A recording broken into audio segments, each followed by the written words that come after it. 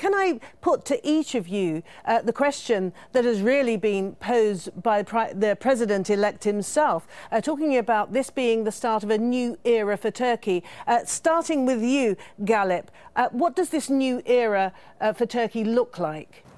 Well, this new era is a part of, actually, this new era is something that we have been talking about, especially since 2011 or 2010, why this new era basically in Turkey, especially the conservative segment, means where the political, the national will or the people's will are not being suffocated by the bureaucratic mechanism that was previously the case. So since 2010 and 11, the political, the representative of people are not being subjugated by the tutelar regime.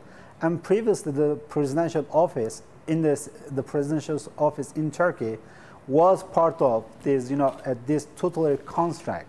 So right now, choosing the next president by also popular vote means that the presidential office can no longer being set on the side of the tutelary regime, which is actually defined by now, against the people's will. So that means almost all the important bodies of state structure in Turkey will be elected by popular mandate. So therefore, people's choice will be reflected into the state structure.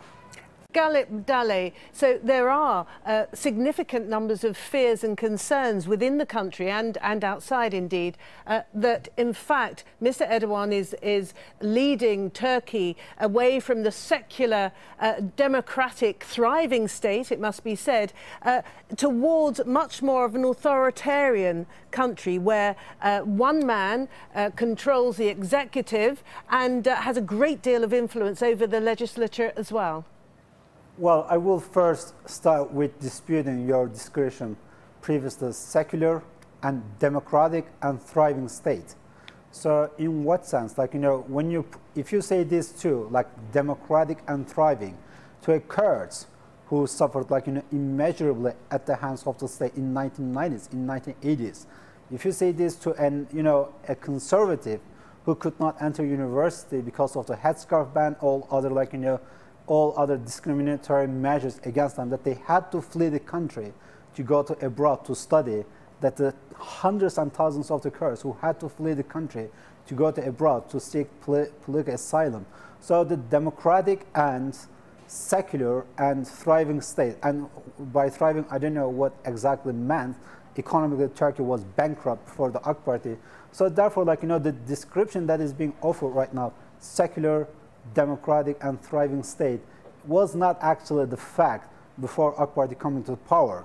It was a very authoritarian and military-centric by secularism, which basically meant, stifling all the rights and liberties of the conservatives, such as headscarf ban, such as all other discriminatory measures, not letting people with headscarf to go to the university, having discriminatory measures against the graduate of the religious high schools at the university's presumably entrance. You would contend then that the Turkey of today, after more than a decade of Erdogan leadership, is a much freer, much more democratic society. Is that the nub of your argument? Well, I will contend it with all the problems Turkey facing, with all the challenges down the road.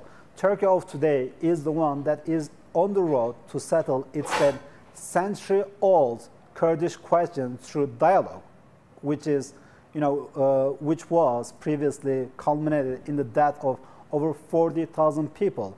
Turkey of today is about to normalizing relation between state and over 60% of the conservative segment, which represent almost over 60% of the people. Turkey of today, with all its ills, is on the way, got rid of the military tutelage over the politics. But Turkey of today faces many other questions, such as the Alevite questions, such as how we are going to establish a new Turkey, because the previous Turkey was deconstructed. But the next Turkey that we want to establish hasn't been established yet. When people say, for instance, the Islamist, whether Turkey is going to have a more Islamist turn. Well, I will say, what measure that government in its, the last 10 or 11 years did that will describe Turkey as having an Islamist turn. But because most of the time when people say Islamic turn, they means like, AK Party getting rid of the previously discriminatory measures against the, Muslim segment of, against the conservative Islamic segment of society. Those are being presented as an example of so-called Islamist turn. But actually, those are like, those are the measures that will be required of a state to respect the rights and liberties of its citizens. And I want to add one more point. For instance, like as to your question, whether we will see like, a different Erdogan, and Fadil Hakura said like, well, Erdogan's authoritarian style will continue. Well, I will say like, when he talks of Erdogan, which Erdogan he's talking, because we are like, this talk of so-called authoritarianism is a thing of, last 2 or 3 years. Galip, coming back to you, how do you think a new Turkey, this new era in Turkey, how does it envisage itself? Does it see itself continuing with its quest to join the European Union, for instance, or does it see itself reorienting and facing the Middle East, which is, of course, some of the big issues in the region are those that have entangled Turkey so much in recent months? Well, I mean, I will start by saying, like, actually the new Turkey does not have to make choice between Europe and Middle East, as the Britain does not have to make choice between Europe and United States. I know that there are like, different segment of Turkey who will prefer to have a deeper relation with the Middle East.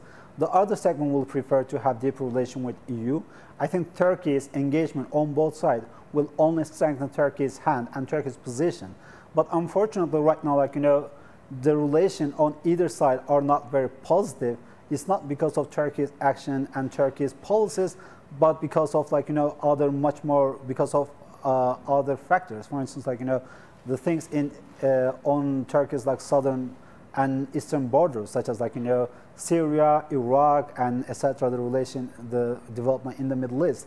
I mean, unfortunately, it is, we are receiving these small pictures coming from the Middle East.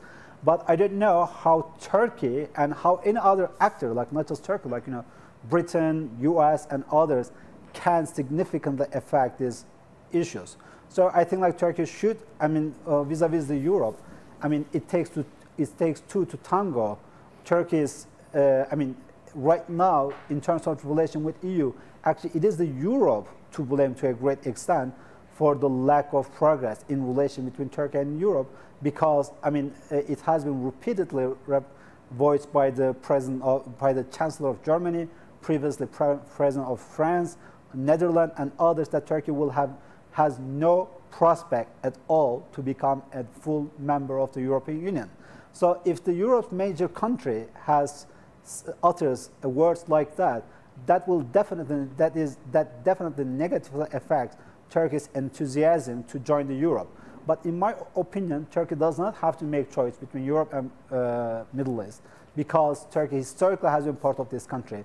Turkey's trade requires Turkey still remain engaged in both sides. Turkey's historical alignment from NATO, its security engagement, to the EU, its trade relations, and also Turkey's like, social, cultural, and economic relations in the Middle East requires Turkey to be firmly engaged on both sides.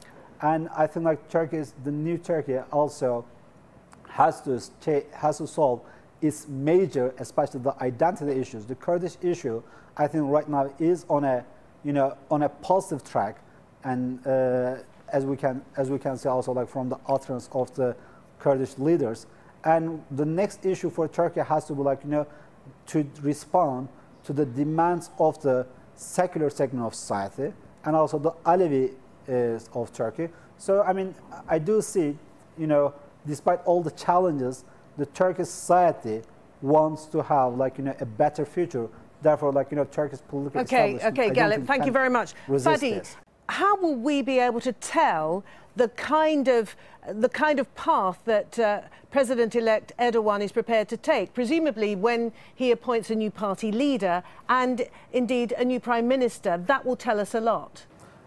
Well, before answering this, can I just make a small clarification because there is false information here. I have to ask you to be brief, I'm afraid, Galip. I have to ask you to be brief. Okay, sure. He said 75 million of Turkey, but the voter is 53 million in Turkey. So there is those are some basic, those are some basic knowledge that everyone needs to know. Okay, well, I think as you said, the choice of next prime minister and next president next party leader will tell us a lot about, how party is going to evolve from now on. And I do think but I don't see the major shift in the direction of Turkish politics, both foreign policy-wise and domestic politics-wise. Okay, I have to stop you there, Galip. I have to stop you there. Thank you. So that